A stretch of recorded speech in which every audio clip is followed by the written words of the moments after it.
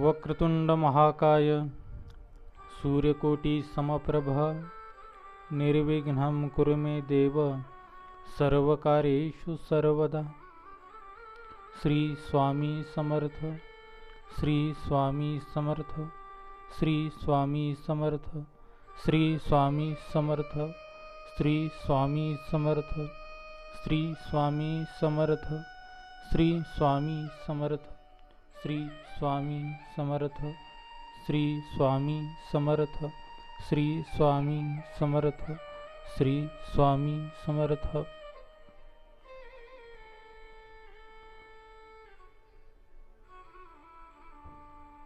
गुरुर्ब्रह्मा गुरुर्विष्णु गुरुर्देवो महेश्वरा गुरुर्साक्षात् परब्रह्म तस्मै श्री गुरवे नमः। अक्कलकोट निवासी राजाधिराज योगीराज परब्रह्म श्री स्वामी समर्थ महाराज यांच्या चरणावरती कोटी कोटी प्रणाम। श्री स्वामी समर्थ।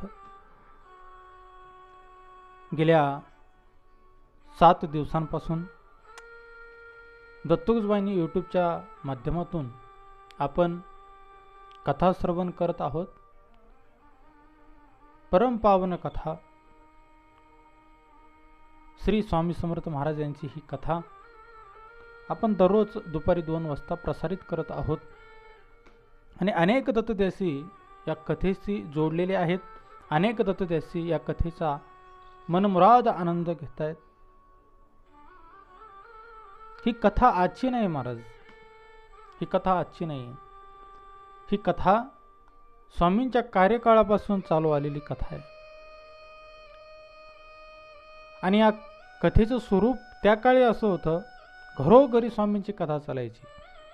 मागच्या भागामध्ये तुम्हाला सांगितलं, चालता बोलता कामधंदा करताना प्रत्येक जण त्या स्वामी महाराजांची कथा एकमेकांना सांगायचं। आज काय घडलं, आज दरबारामध्ये कुठले सेवेकरी आले होते, कुठले भक्त आले होते, काय अनुभव स्वामी सेवेचा त्यांना आला, याचं यथार्थ वर्णन एकमेकांना दररोज चालता बोलता सर्वजण करायचे। आणि त्या गावातील अक्कलकोट नगरीमधील नको त्याच्या भानगडी असतात, जीवन जगताना माणसं करतात,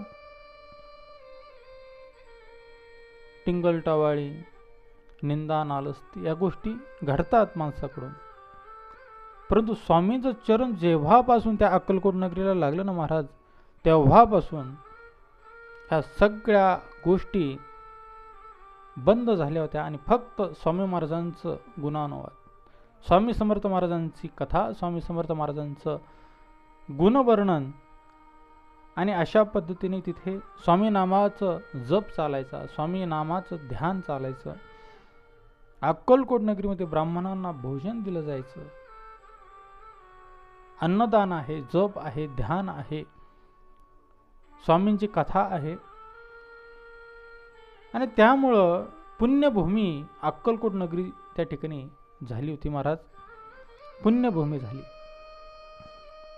सर्वत्र अक्कलकोटची ख्याती दूरवर पसरत चाललेली, अगदी वाऱ्याच्या वेगाने अक्कलकोट प्रसिद्ध होते महाराज। स्वामींच्या लीलेची प्रसिद्धी सर्वत्र पसरते। अनेक लोक मनात कामना धरून स्वामींच्या दर्शनाला येत आहेत। अनेक लोक, अरे त्या अक्कलकोटला असं सांगतात, साक्षात श्री दत्त अवतरलेत आणि त्या स्वामी महाराजांकडे जर आम्ही गेलो तर आमची इच्छा पूर्ण होते महाराज। सगळे मार्ग थांबले, सगळं काही करून आता दमलोय, कुठला मार्ग गवसत नाही, कुठला मार्ग सापडत नाही। अनेक उपाय करून सुद्धा ज्यावेळेस आमच्या जीवनातील दुःख हे दूर होत नाही, त्यावेळेस अनेक जणांना अनुभव असा आलाय की ते अक्कलकोटला जर गेलं ना तर तिथे स्वामींच्या कृपेने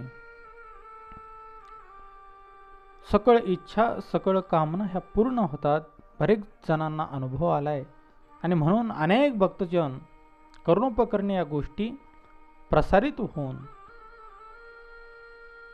त्या स्वामी महाराजांच्या दर्शनासाठी अक्कलकोट नगरीमध्ये यायचे आणि दररोज स्वामींकडे असंख्य भक्तगणांची अलोट गर्दी असायची महाराज। मग तुम्ही म्हणाल का हो दादा, खूप गर्दी असायची असं म्हणतात, मग त्याच्यामध्ये काही असं ठरलेलं होतं का ह्याच जातीचे, ह्याच धर्माचे, अमक्याच गावचे, तमक्याच राज्यातील, असं काही होतं का हो? नाही नाही, असं काहीही नव्हतं. दत्तदेसी हो स्वामी भक्तांनो, सगळ्या वर्णातील, तो ब्राह्मण असेल, क्षत्रिय असेल, वैश्य असेल, शूद्र असेल, कोणीही असेल, स्वामींच्या दर्शनाला सगळ्यांसाठी मुभा होती, सगळ्यांसाठी खुलं होतं. तिथं भेदभाव हा विषयच नव्हता महाराज. मुंबईचे जे पारसी श्रीमंत होते ते सुद्धा दर्शनाला यायचे. तिथं धर्म नव्हता महाराज. हा हिंदू आहे, हा पारसी आहे, हा मुस्लिम आहे, मुस्लिम सुद्धा दर्शनाला यायचे. यौवन ज्यांना म्हटलं जातं, स्वामी चरित्रात वर्णन आहे, ते मुस्लिम सुद्धा स्वामींच्या दर्शनाला यायचे. सर्व धर्माचे लोक, सगळ्यांचे आवडते होते स्वामी. परब्रह्म आहेत ते, सगळ्यांवरती सारखी कृपा. अरे सगळे स्वामींचीच लेकरं आहेत, सगळे त्या परमेश्वराची लेकरं आहेत. एका व्यक्तीला 4 मुलं होती महाराज.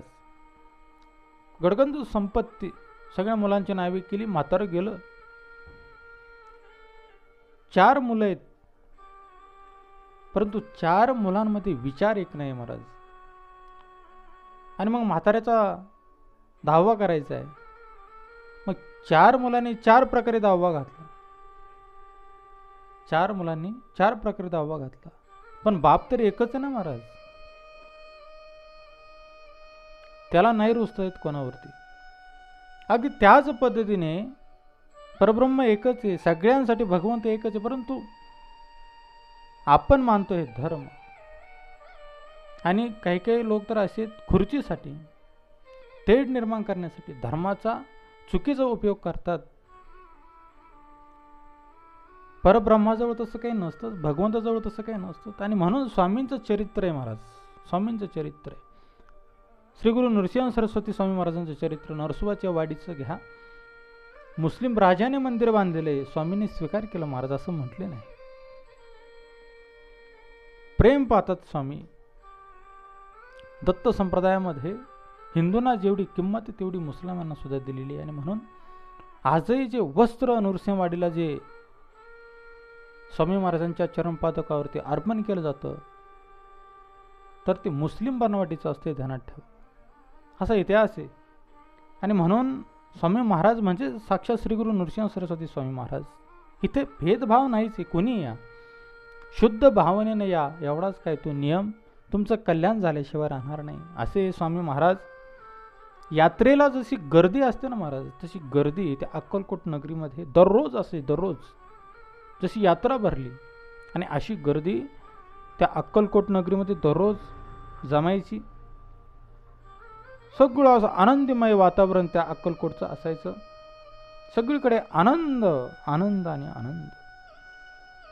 कशामुळे आनंद? साधू संत येती घरात होची दिवाळी दसरा. आनंद असायचा, कारण की स्वामींच्या सेवेसाठी, स्वामींच्या दर्शनासाठी कामना धरून येणारे फक्त सांसारिकच होते अशीतली गोष्ट नाही महाराज. साधू संतांना सुद्धा काही अडचणी असतात साधना मार्गामध्ये.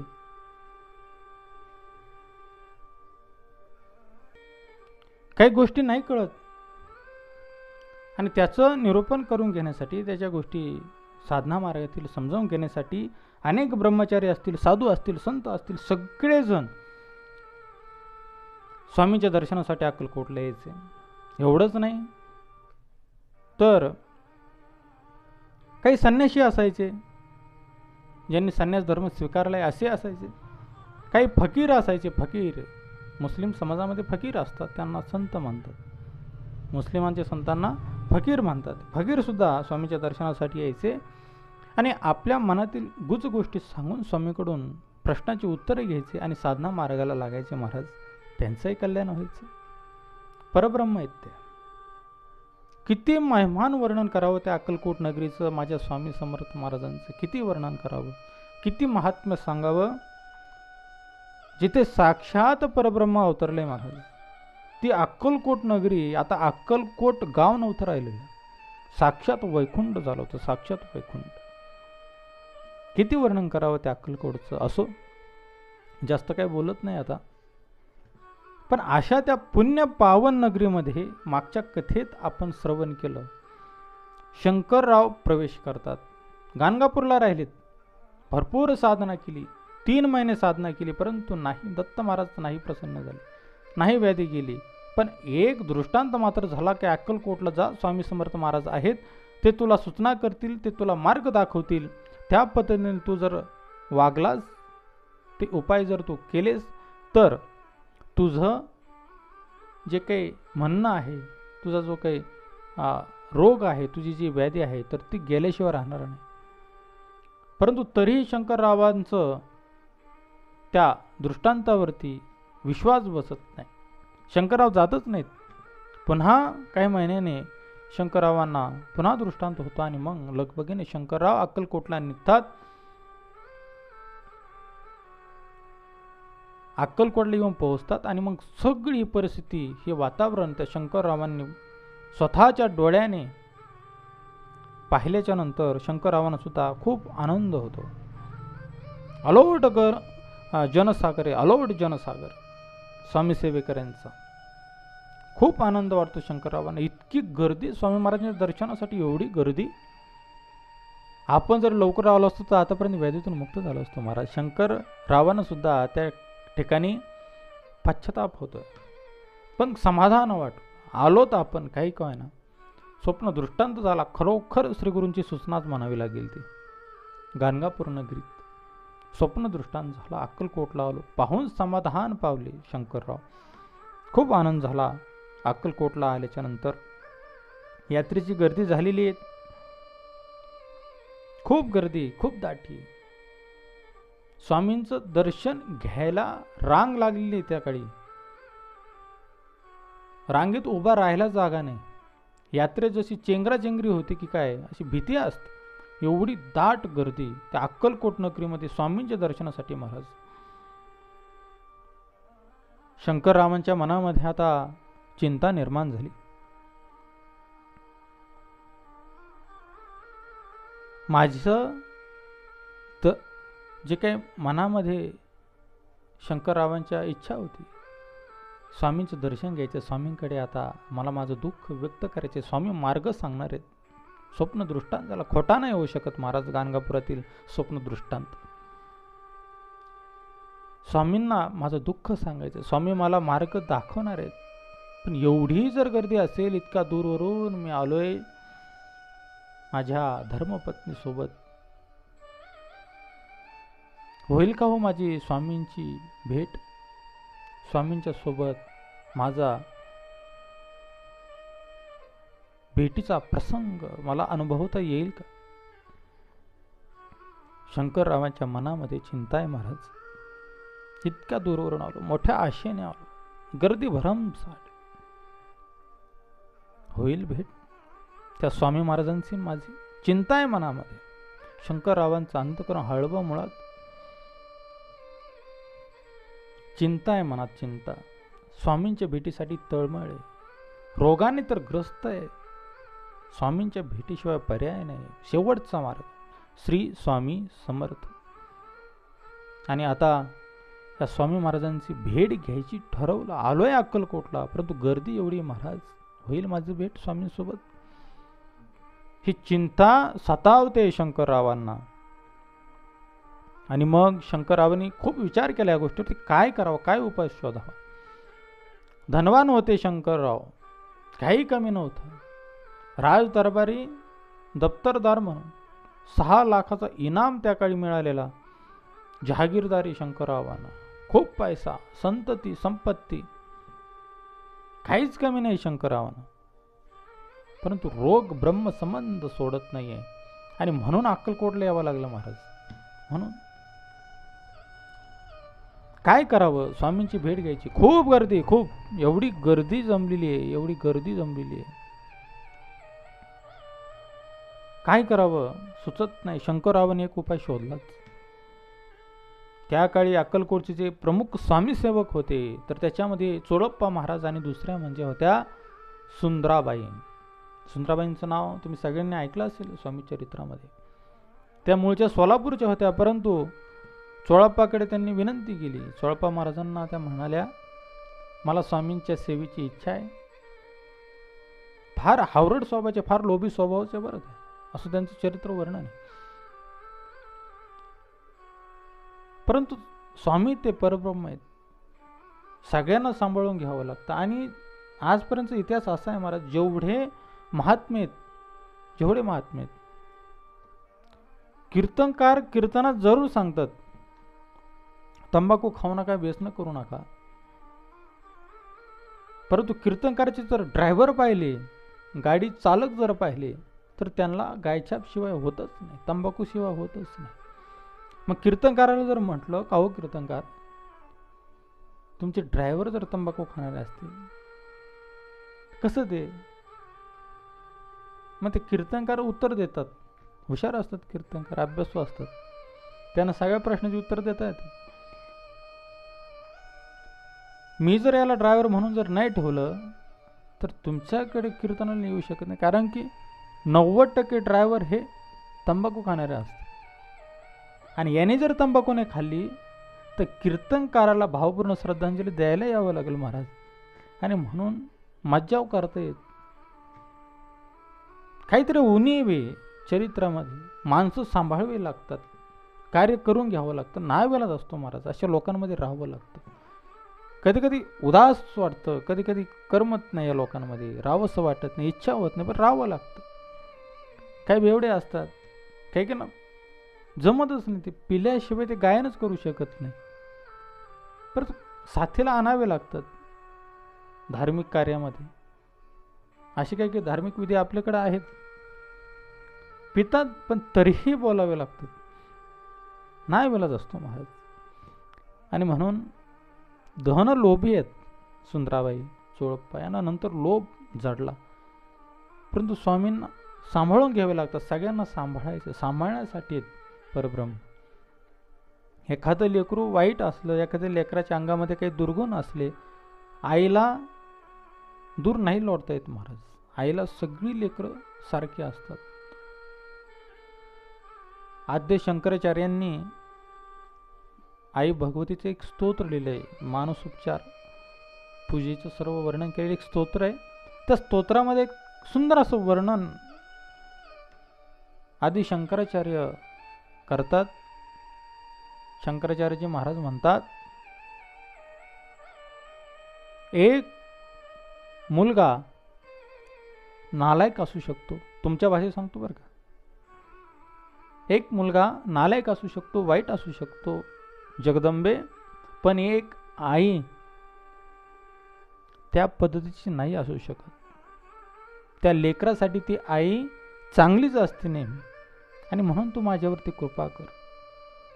सेवेकरी दुर्गुणे असू शकतात, सेवेकरीमध्ये काहीतरी उणीव असू शकते, परंतु त्यांना सांभाळणारा जो बाप आहे, सेवेकऱ्यांची जी आई आहे, म्हणजे साक्षात परब्रह्म श्री स्वामी समर्थ महाराज, ते दोषपूर्ण असू शकत नाहीत महाराज. आणि म्हणून सुंदराबाई आहे, धनलोभी आहेत त्या, असं त्यांच्या चरित्रात वर्णन केलेले आहे. आणि म्हणून पुढं आपल्याला ती कथा श्रवण करायची. मूळची त्या सोलापूरच्या सुंदराबाई काडगावकर असं त्यांचं नाव, स्वामींच्या सेवेमध्ये रुजू आहेत, बऱ्याच दिवसापासून अक्कलकोटला सेवा देतात आणि प्रमुख सेवेकरी आहेत. स्वामींनी सुंदराबाईंनी सांगावं आणि स्वामींनी ऐकावं अशी परिस्थिती अक्कलकोटची. जवळच्या निकटवर्तीय सुंदराबाई प्रमुख सेवेकरी, आणि स्वामींची सेवा सर्व तिच्या हाताने होत असायची, सुंदराबाईच्या हाताने होत असायची सगळी सेवा स्वामींची. शंकररावांनी सगळं जाणलं मनामध्ये, आणि त्या सुंदराबाईची भेट शंकररावांनी घेतलेली आहे आणि आपल्या मनातील दुःख सांगितलं. सुंदराबाई, गेली 3 ते 4 महिन्यापासून मी माझं घर सोडले, ब्रह्मसंबंध मला त्रास देतोय. सर्वप्रथम मी गाणगापूरला गेलो, अनुष्ठान केलं, तिथे दृष्टांत झाला, अक्कलकोटला जा. मोठ्या आशेने अक्कलकोटला आलो. स्वामींचे भक्तगण पाहून खूप आनंद झालाय, मला खूप आनंद झाला. ही नगरी साक्षात वैकुंठासारखी रमणीय आहे. आता मेल्याच्या नंतर वैकुंठ मिळतो, स्वर्ग मिळतो, जिवंतपणे या ठिकाणी वैकुंठ अनुभवायला येतो. सुंदराबाई खूप आनंद वाटला.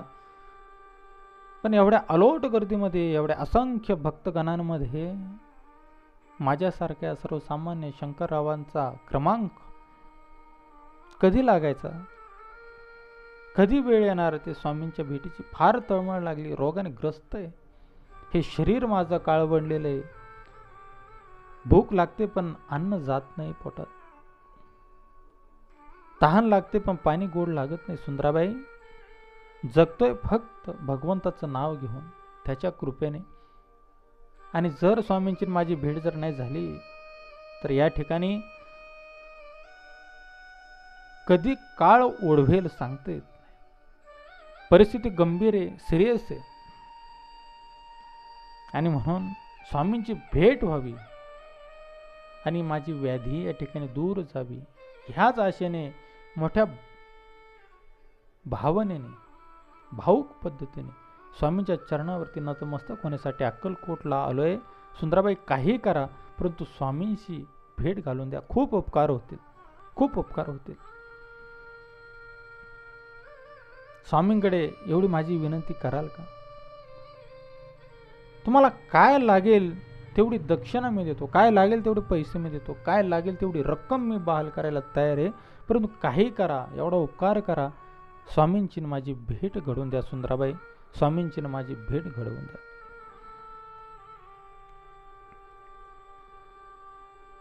शंकरराव सुंदराबाईला विनंती करतायत. आत्ताच तुम्हाला सांगितलं ना सुंदराबाईचं चरित्र कसं आहे. मुळातच धनलोभ आहे, द्रव्य लोभ. एवढा सुंदराबाईला शंकररावांची तळमळ जाणली. पेशंट किती सिरियस आहे याच्यावरून ठरवतात बरं का.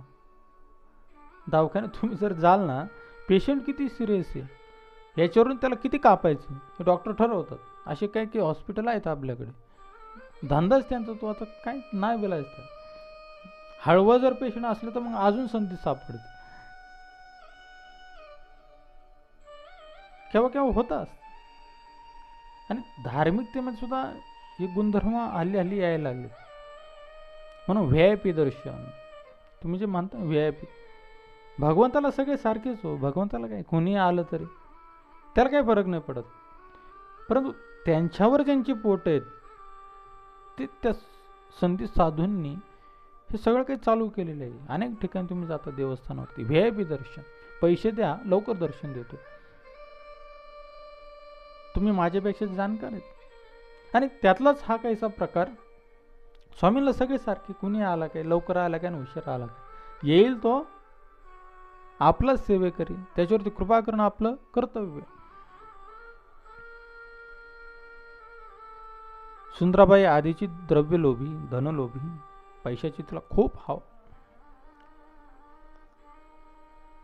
बऱ्याच जणांना वाटायचं एवढी धनलोभी बाई कशाला सेवेकरी म्हणून ठेवली असं स्वामींनी, कशाला सांभाळली असं आतापर्यंत.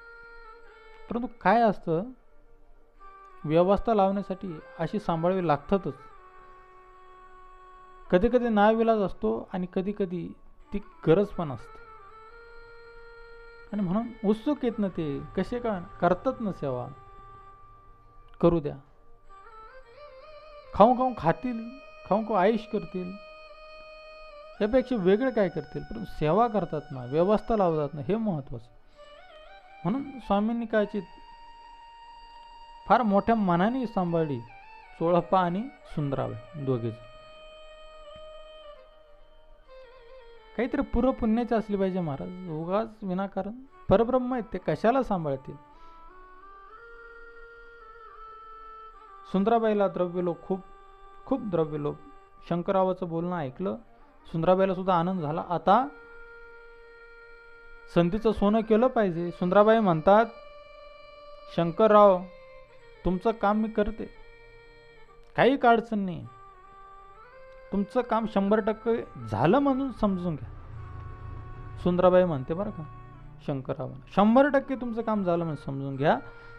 मी तुमचं काम करते, मात्र मला फक्त 2000 रुपये लागते. 1800च्या काळातली गोष्ट आहे, 18व्या शतकातली गोष्ट आहे. त्या काळी 2000 म्हणजे आताचे 2 लाख. याच्यावरून स्वामींची भक्ती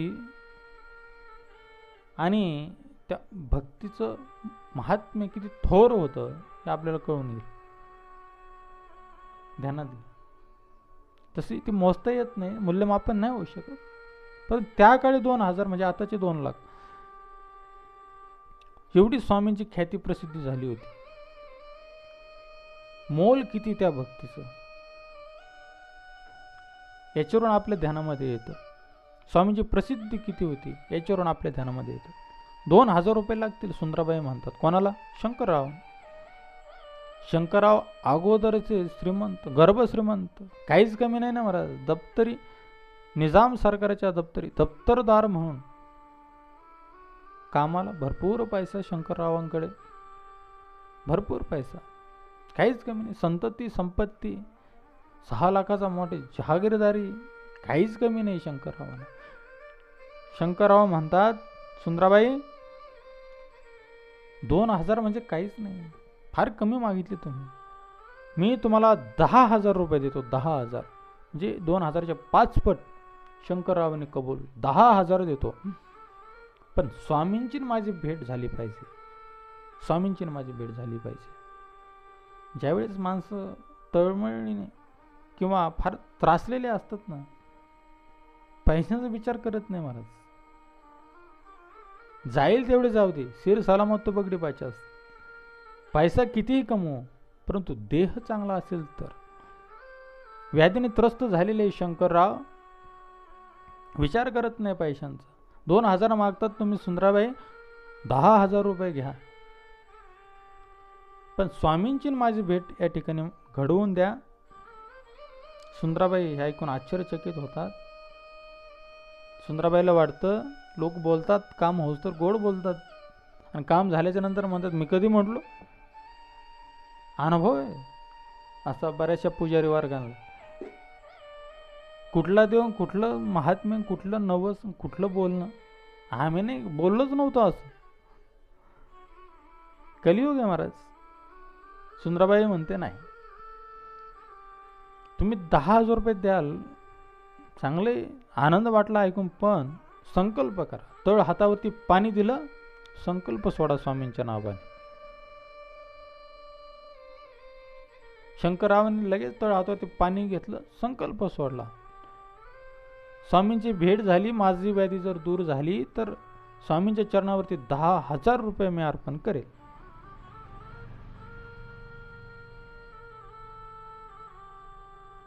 आणि सुंदराबाई म्हणते नक्कीच, तुम्ही संकल्प केलाय, भिवू नका. मी एक दिवस जरूर तुमची स्वामींची भेट घालून देते शंकरराव. 100% तुमचं काम झालं म्हणून समजून घ्या. परंतु आम्हाला सगळं नियोजन करावं लागतं. एवढी भक्त मंडळी असतात, आम्ही कामं घेतलेली असतात, सगळ्यांचं आम्हाला पाहावं लागतं. गर्दी भरपूर आहे, किती तुम्हाला तर माहिती. मग काही दिवस लागतील, थोडं तुम्हाला थांबावं लागेल. शंकरराव म्हणतात इतक्या दिवस थांबला, 2-4 दिवसांनी काय होणार आहे. थांबतो सुंदराबाई, मग काम झालं पाहिजे. 2 नाही 10,000 दिले, संकल्प केलाय, स्वामींची माझी भेट झाली पाहिजे. फार व्याधीने त्रस्त आहे, शेवटच्या घटका मी मोजतोय, अक्षरशः फार त्रास होतो. आणि मग सगळं काही बोलणं सुंदराबाईचं शंकररावांचं झालं. एक दिवस श्री स्वामी समर्थ महाराज आनंदी भावस्थितीमध्ये, आनंद आहे, मनस्थिती आनंदी दे स्वामींची. आणि तेव्हा ठरल्याप्रमाणे सुंदराबाईंनी शंकररावांची आणि स्वामी महाराजांची भेट त्या अक्कलकोट नगरीमध्ये घालून दिली. शंकररावांनी मोठ्या भावनेने, मोठ्या भावुक पद्धतीने, मोठ्या श्रद्धेने दर्शन घेतले महाराज.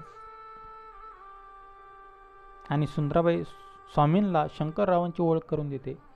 आता मला हे कळत नाही या ठिकाणी, स्वामी चरित्रात असं वर्णन आहे, गोड वर्णन आहे, परंतु ते साक्षात परब्रह्म आहेत, अंतर्ज्ञानी स्वामी महाराज. आणि त्यांना विशेष अशी शंकररावांची ओळख करून देण्याची काही गरज आहे का महाराज. परंतु सुंदराबाई द्या, मी काहीतरी केलंय, दाखवायचं, स्वामींची सेवा मी करते, स्वामींना पटवून देते, सांगते. तुमची प्रशंसा करून देते. हे येणाऱ्या सेवक वर्गाला सांगायचं. म्हणजे बाई किती आत्मीयतेने काम करतात स्वामी महाराजांसाठी, आणि आपलं सुद्धा काम व्हावं यासाठी सुंदराबाई स्वामींकडे कशा पद्धतीने प्रार्थना करतात ते कळलं पाहिजे. प्रदर्शन मध्ये त्याला बघतील. पण काय असतं, ज्यावेळेस माणूस मोठा होतो ना, तर त्याची प्रशंसा करणारी माणसं सुद्धा असावी लागतात. त्याच्याशिवाय मजा नाही महाराज. त्याचं नाव लौकिक करणारी माणसं सुद्धा असावी लागतात. आणि त्याच्यामुळे काय होतं, त्या व्यक्तीचं मोठेपणा हा वाढतो. चार चौघांमध्ये मोठेपणा वाढतो. आता तो बाबा एक सध्या जेलमध्ये, नाशिकचा ऑफिस बॉय असतोच, असे लोकांचं ठरलेलं ऑफिस बॉय. त्या ऑफिस बॉयनेच कांड केला त्याचा. ठेवावे लागतात. पण सरळ सरळ सहज पद्धतीने भेटलं, किंमत कमी होते. बरोबर ना. आणि म्हणून स्वामींची सुद्धा त्या काळी अशी सेवेकरी निकटवर्तीय सुंदराबाई सारखे, चोळप्पा महाराजांसारखे असायचे. ठेवावे लागतात ते व्यवस्था पाहण्यासाठी. ते कसे असले ठेवावे लागतात, ते गरजेचे असतात. नावेलाज असो तिथं. ही आजची परंपरा नाही, फार पूर्वापार चालत आलेली. आणि म्हणून सुंदराबाई ओळख करून देत आहेत स्वामींना शंकररावांची. हे ग्रहस्थ कुलवान आहेत, थोर आहेत, श्रीमंत आहेत, पण पूर्वजन्माची काहीतरी कर्मगती आणि म्हणून ब्रह्मसंबंधाची पीडा यांना सध्या चालू आहे. तरी आता स्वामी महाराज काही करा, कृपा करा आणि यांना व्याधीपासून तुम्ही दूर करा, व्याधीपासून तुम्ही मुक्त करा. शंकररावांना आपला वरद हस्त द्या, त्यांच्यावरती कृपा करा महाराज. सुंदराबाई प्रार्थना करते. आणि असं सुंदराबाईचं बोलणं स्वामी महाराजांनी ऐकलं. वरदान देणे म्हणजे दिलदार आहेत महाराज. असे परब्रह्म श्री स्वामी समर्थ अक्कलकोट निवासी राजाधिराज योगीराज सुंदराबाईचं ते बोलणं ऐकतात, शंकररावाबद्दल सांगितलेलं. आणि काय, स्वामी महाराज तिथून ताडकन असे उभे राहतात आणि वाऱ्याच्या वेगाने स्वामी महाराज असे चालायला लागतात. शंकरराव त्यांच्या मागोमाग, सुंदराबाई त्यांच्या मागोमाग, भक्त सेवेकरी त्यांच्या मागोमाग. स्वामी उठून चालायला लागलेत. कशामुळे? स्वामींना राग आला की काय? सुंदराबाईचं बोलणं स्वामींना आवडलं नाही की काय? अनेक प्रश्न मनामध्ये घेऊन स्वामी पुढे, भक्तगण मागे. स्वामी चालायला लागलेत. गावाबाहेर, अक्कलकोटच्या बाहेर, अक्कलकोट नगरीच्या बाहेर, त्या गावाबाहेर स्वामी महाराज चालायला लागलेले. फार दूरवर अक्कलकोट नगरीच्या त्या गावाबाहेर स्वामी महाराज चालत चालत गेले.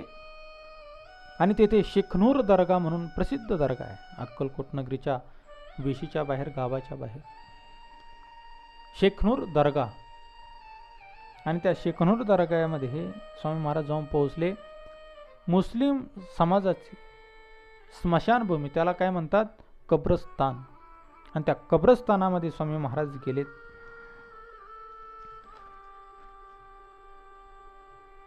मुसलमानांच्या कब्रस्तानामध्ये, स्मशानभूमीमध्ये स्वामी महाराज गेले. आणि तिथं एक नवीन असा खड्डा खांदून ठेवलेला होता. माणसं त्या ठिकाणी पुरण्यासाठी, माणसांना जी मेलेली प्रेत असतात ते पुरली जातात त्या कब्रस्तानामध्ये. तर त्या ठिकाणी दफन करण्यासाठी एक नवीन खाच, नवीन खड्डा त्या ठिकाणी ऑलरेडी खांदलेला होता महाराज. आणि तिथं स्वामी महाराज जाऊन पोहोचले. अंगावरती असा रुमाल होता, कफनी अंगावरती, त्याला छाटी म्हणतात. ती छाटी अशी खांद्यावरती होती.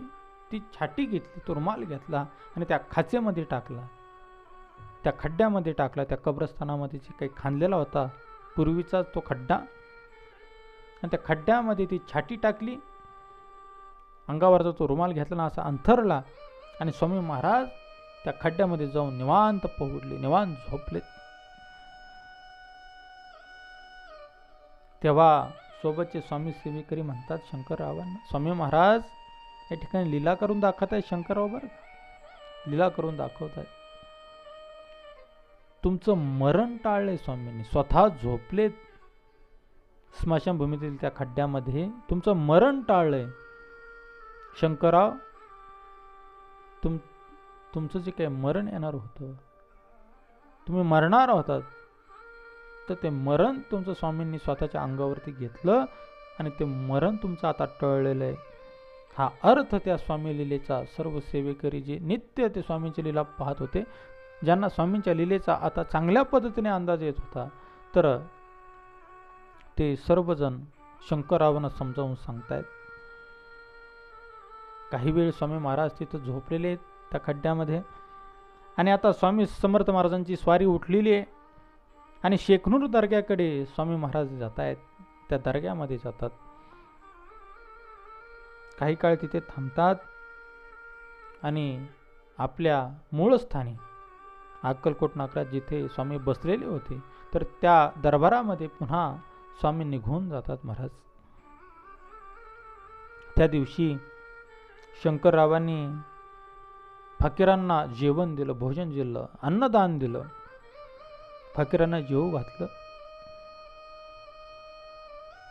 शेखनूर दर्ग्यावरती जाऊन एक गलब चढवला, कफनी चढवली, ज्याला चादर म्हणतात, ती चादर चढवली आणि शंकरराव काही दिवस त्या अक्कलकोट नगरीमध्ये श्री स्वामी समर्थ महाराजांची सेवा करण्यासाठी राहतात.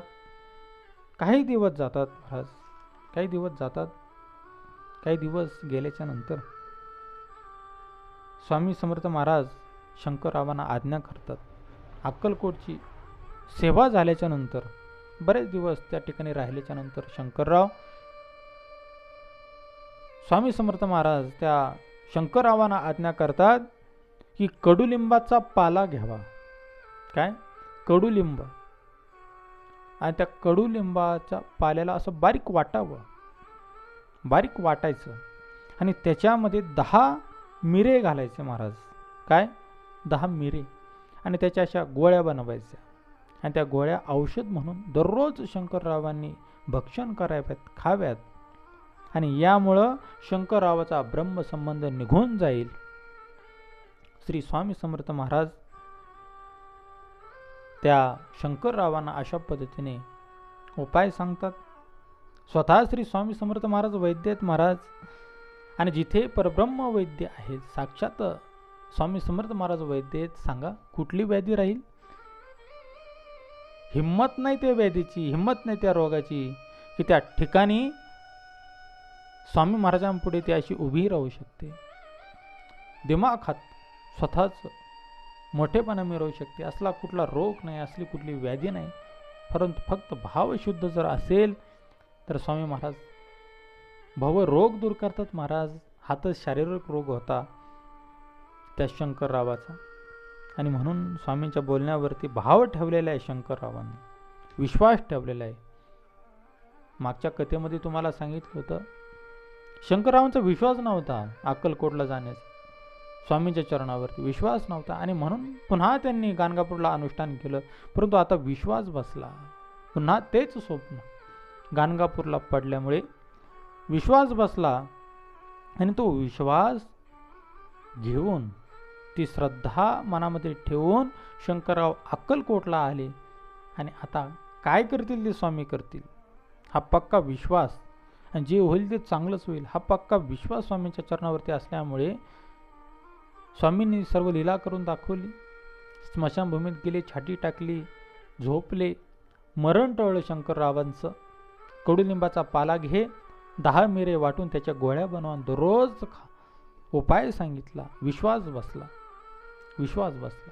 स्वामी वैद्य, आणि स्वामी महाराजांसारखे वैद्य असल्याच्या नंतर कुठली व्याधी त्या ठिकाणी तग धरून दिमाखात उभी राहू शकते? नाही महाराज, नाही. व्याधी स्वामींच्या पुढे राहूच शकत नाही, ती पळून जाणार, आपोआप पळून जाणार. स्वामींची किमया आहे, स्वामींची कृपा आहे, स्वामींची ताकद आहे, म्हणून त्यांना समर्थ म्हणतात. भक्तांचं प्रत्येक कार्य करण्यासाठी, भक्तांची प्रत्येक कामना पूर्ण करण्यासाठी जे समर्थ आहेत ते श्री स्वामी समर्थ. 10 दिवसांमध्ये शंकररावांना अनुभव आला महाराज. कडुलिंबाचा पाला आणि 10 मिऱ्यांच्या ज्या गोळ्या करून भक्षण केल्या होत्या, तर 10 दिवसांमध्ये शंकररावांना अनुभव आला. प्रकृतीला आता आराम वाटला, तब्येत सुधारल्यासारखी वाटली. शंकरराव स्वतःच्या घरी, स्वतःच्या गावी निघून गेलेले. स्वामींची त्यांनी आज्ञा घेतलेली. काही महिने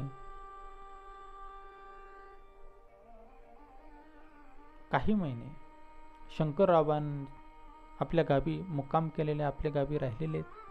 काही महिने गेले, काही महिने लोटलेले आणि त्यानंतर शंकररावची व्याधी पूर्णतः 100% बरी झालेली महाराज.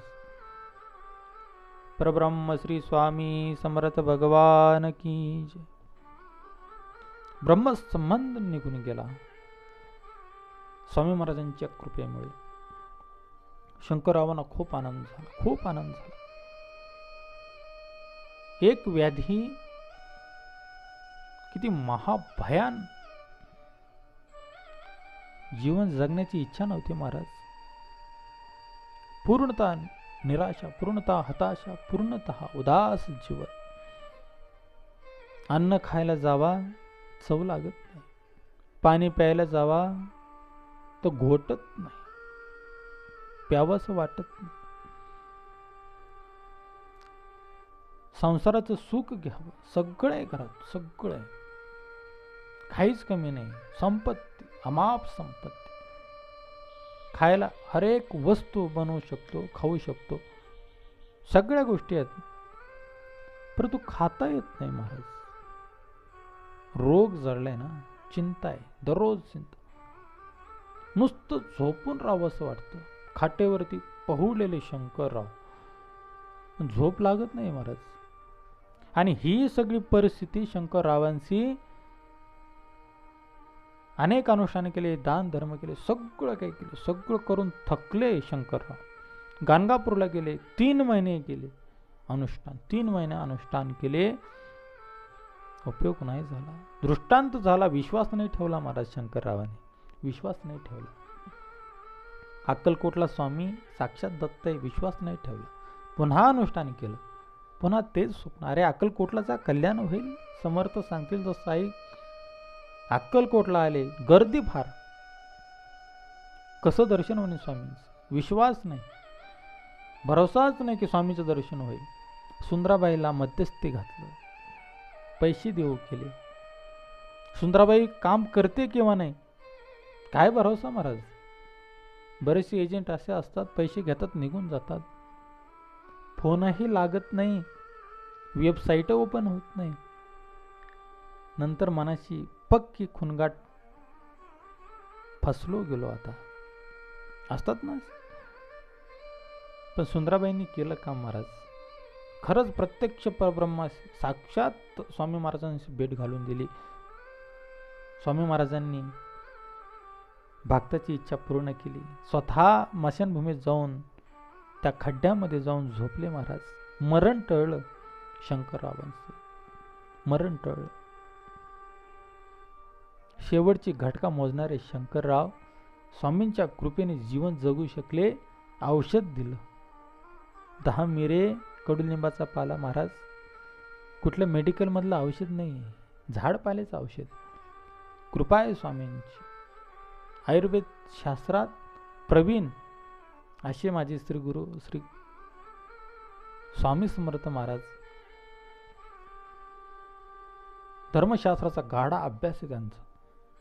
कुठल्या रोगाला कुठलं औषध द्यावं हे ज्याला कळतं त्याला वैद्य मानतात. आणि म्हणून भवरोग जो दूर करतो तो वैद्य शारीरिक व्याधी दूर नाही करणार महाराज, मानसिक व्याधी दूर नाही करणार. गावाकडे गेले, आराम वाटला शंकररावांना. काही महिने गेले, खूप आनंद वाटला. मी विश्वास ठेवला, मी श्रद्धा ठेवली स्वामीरायावर, पण स्वामींनी माझी व्याधी दूर केली महाराज. खूप आनंद वाटला, खूप आनंद. आणि असे ते स्वामींचे दर्शन घेऊन शंकरराव खूप आनंदित झालेले आहेत, खूप आनंदित झाले. आणि म्हणून शंकरराव म्हणतात, आता ब्रह्मसंबंध पूर्णतः गेल्यामुळं आपल्याला स्वामींचा नवस पूर्ण केला पाहिजे. अक्कलकोट नगरीमध्ये आता गेलं पाहिजे. आता अक्कलकोटला जाण्याची वेळ आली आहे. आणि म्हणून शंकरराव आता ठरवतात, आपण आता अक्कलकोटला जावं. आणि म्हणून पुन्हा शंकरराव काही महिन्यांनी अक्कलकोट नगरीमध्ये स्वामींचं दर्शन घेण्यासाठी येतात. श्री स्वामी महाराजांचं दर्शन घेतात. आनंद वाटतो. श्री स्वामी समर्थ. आनंद वाटतो शंकररावांना. आणि शंकरराव स्वामींना मोठा आत्मीयतेने विचारतात, महाराज, मी ज्यावेळेस पहिल्यांदा तुमच्याकडे आलो होतो ना, त्यावेळेस सुंदराबाईकडून मी एक संकल्प करून घेतला होता, एक संकल्प केला होता. सुंदराबाईंनी माझ्याकडून तो संकल्प करून घेतला होता की माझी जर ब्रह्मसंबंधाची व्याधी जर दूर गेली, माझा रोग जर निघून गेला, तर मी 10,000 रुपये तुमच्या चरणावरती अर्पण करेल. तुमचा नवस मी पूर्ण करेल. आणि तो नवस मी केलेला आहे, तो संकल्प मी केलेला आहे, त्याचं मी आता नेमकं काय करू महाराज? आपल्या कृपेने माझी व्याधी पूर्ण दूर झाली. महाराज शंकररावांना आज्ञा करतात, अरे गावाबाहेर मारुतीचं मंदिर आहे. अक्कलकोट नगरीत विशीच्या बाहेर एक मारुतीचं मंदिर आहे. आणि त्या ठिकाणी तू जावंस, छान असा त्या मारुती रायासाठी एक मठ बांधावा, मंदिर बांधावंस. त्यावेळेस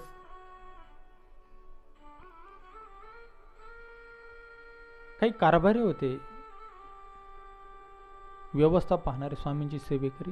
ते म्हटले, महाराज शंकररावांना तुम्ही मठ बांधायला सांगताय, खरी गोष्ट आहे, पण त्या एकांत स्थानी कोण राहणार आहे तिथे? स्वामी महाराज म्हटले, ते काय नाही, कुणी राहू अगर ना राहू, तो नंतरचा विषय राहिला, परंतु मारुती रायांचा छान असा मठ, त्या 10,000 रुपयांचे काही शंकररावांनी संकल्प केलेला आहे, तर त्या 10,000 रुपयांच्या खर्चामधून मारुती रायांचा सुंदर असा मठ शंकररावाने बांधावा. आज्ञा झाली, आज्ञाप्रमाण. मग कुठे बांधायचा, कसा बांधायचा, सर्व जागा वगैरे त्या शंकररावांना दाखवली. त्या 10,000 रुपयात जो काय संकल्प शंकररावांनी केला होता, व्याधी गेली की 10,000 रुपये देईल महाराज, तर त्या 10,000 रुपयांच्या त्या खर्चातून सुंदर असा मठ शंकररावांनी त्या गाणगापूर नगरीच्या बाहेर, गावाच्या बाहेर असणाऱ्या त्या मारुती रायांचा सुंदर असा मठ बांधला. आणि शंकररावांची कीर्ती अजरामर झाली महाराज. आजही स्वामी चरित्रामध्ये शंकररावांचं नाव घेतलं जातं की जो चुनेगच्ची जो मठ बांधलाय अक्कलकोट नगरीत, अक्कलकोट गावाच्या बाहेर, स्वामींच्या आज्ञेनं स्वतःची व्याधी गेली आणि स्वतःची व्याधी जावी याच्यासाठी ज्याने संकल्प केला होता की मी 10,000 रुपये स्वामींच्या चरणावरती अर्पण करेल, फक्त माझी व्याधी जावी. आणि त्याच 10,000 रुपयांच्या खर्चातून इमानदारीने नवस फेडण्यासाठी आले बरं शंकरराव. नाहीतर एकदा आमची व्याधी गेली, आमचा रोग गेला, जोपर्यंत अंगाला ताप तोपर्यंत सगळे मायबाप. आणि एकदा अंगाचा ताप गेला, एकदा व्याधी निघून गेली की कोण लगते हे हमारे आप, असे प्रश्न विचारणारे काही काही कृतज्ञ ज्यांना म्हटलं जातं, असे कृतज्ञ भरपूर आहेत जगात. शंकरराव कृतज्ञ होते. कृतज्ञ आणि कृतज्ञ याच्यामध्ये फरक आहे महाराज. आणि म्हणून केलेल्या उपकाराची जाणीव ठेवणारे, दिलेला शब्द, दिलेला वचन पाळणारे असे शंकरराव होते. आणि म्हणून सुंदर असा मठ मारुती रायांचा अक्कलकोट गावाबाहेर बांधलेला आहे. 10,000 रुपयांचा खर्च. आणि त्या खर्चातून शंकररावांचं जे नाव आहे ते आजही घेतलं जातं स्वामी चरित्रामध्ये. ही स्वामींची लीला आहे महाराज. आणि म्हणून आघात असे स्वामी चरित्राचा थांगपत्ता नाही लागत महाराज. गंगेचं जल आहे महाराज, गंगेचं जल, गंगेचं पाणी. किती पाणी असतं? भरपूर पाणी असतं गंगेमध्ये. परंतु घोडभर जर आपण पिलो गंगेचं पाणी, घोडभर, एक घोट पाणी गंगेचं जर घेतलं ना, तर जन्मोनजन्मीचे जे काही दोष आहेत, जे पाप आहेत, तर त्यातून मुक्ती आपल्याला गंगेचं घोटभर पाणी देतं. गंगेचं घोटभर पाणी दोषमुक्त करतं. अनेक जन्मांच्या दुःखातून, अनेक जन्माच्या दोषांमधून, अनेक जन्माच्या पापांपासून गंगेचं घोटभर पाणी आपल्याला जर मुक्त करत असेल, तर स्वामींची एक कथा महाराज, स्वामींची एक कथा, जरी तुम्ही संपूर्ण स्वामी चरित्र नाही वाचू शकाल, स्वामींची कथा पूर्ण तुम्हाला नसेल माहिती, परंतु एक कथा जर वाचली ना, तर जीवनाचं कल्याण होतं महाराज. फक्त भाव ठेवा शुद्ध, शंकररावांसारखा इमानदारीने, इमानीद्वारे केलाय संकल्प स्वामींच्या भक्तीचा, तर तडीपार न्या शेवटच्या श्वासापर्यंत श्री स्वामी समर्थ.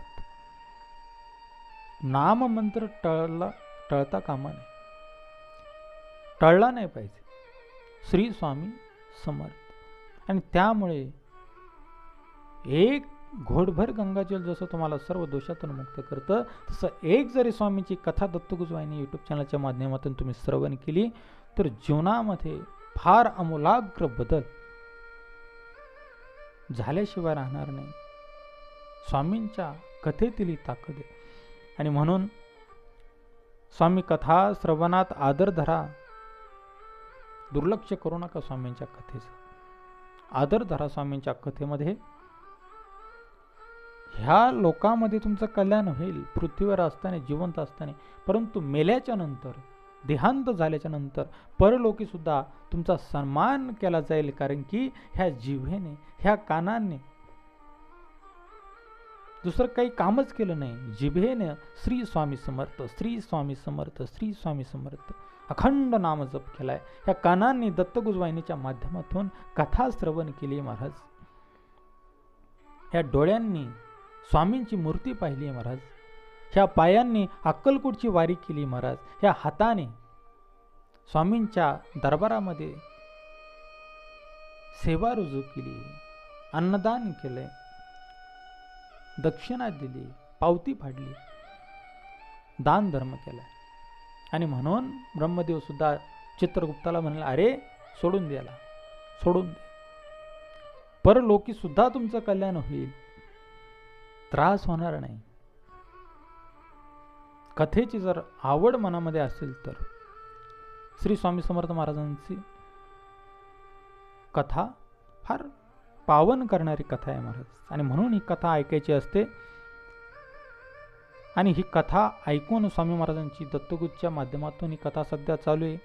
ही कथा ऐकून जे स्वामींची सेवेकरी झाले, जे श्री स्वामी समर्थ महामंत्र सतत जपताय, स्वामींची सेवा करतायत, चालता बोलता, खाता पिता, काम धंदा करता, असं नाही की माळा घ्यान ओढत बसा, असं नाही महाराज. काम करता करता श्री स्वामी समर्थ म्हणा, कल्याण होईल. चालता बोलता, खाता पिता, हसता खेळता, प्रत्येक कार्य करताना श्री स्वामी समर्थ. आणि अशी जे सेवेकारी ह्या कथेतून घडतील ना महाराज, त्यांच्या चरणावरती विनम्र अभिवादन करावं तेवढं कमी आहे. आणि म्हणून ही स्वामींची कथा विविध पद्धतीने, वेगवेगळ्या पद्धतीने वर्णन केली गेलेली आहे. आणि ही स्वामी समर्थ महाराजांची कथा सदा सर्व काळ तुम्ही अशी श्रवण करत राहा, सदा सर्व काळ ऐकत राहा. ते ऐकलीच पाहिजे. आणि म्हणून आजच्या कथेमध्ये जसं त्या शंकररावांना उपासना घडली स्वामी महाराजांची, तशी उपासना तुम्हा सर्वांकडून घडावी. तुमचे सर्व रोग असतील, व्याधी असतील, घरातील सगळे दूर व्हावेत. कथा करणाऱ्याचे तर जावे, कथा ऐकणाऱ्याचे जावे, सगळेजण सुखी असावे स्वामींच्या कृपेने. सगळे दोष, सर्व पाप, सर्व रोग, सर्व व्याधी, निरोगी जीवन सगळ्यांना प्राप्त व्हावं, ही स्वामींच्या चरणी मी प्रार्थना केलेली. सगळे रोग, सगळे दोष, सगळे पाप निघून जावे. निरोगी जीवन सगळ्या दत्तदेसांना, सगळ्या स्वामी भक्तांना, स्वामी सेवेकऱ्यांना प्राप्त व्हावं. अवीट भक्ती, अवीट स्वामींची भक्ती, अखंड स्वामींची भक्ती, निस्सीम स्वामीची भक्ती तुम्हाला आम्हा सर्वांना प्राप्त व्हावी. आणि ही स्वामी कथा सगळ्यांना आदराची असावी. सगळ्यांच्या ठाई स्वामी कथेविषयी आदर असावा, भक्ती जडावी, ही स्वामींच्या चरणी प्रार्थना करतो. आणि या ठिकाणी आजची कथा फार गोड होती.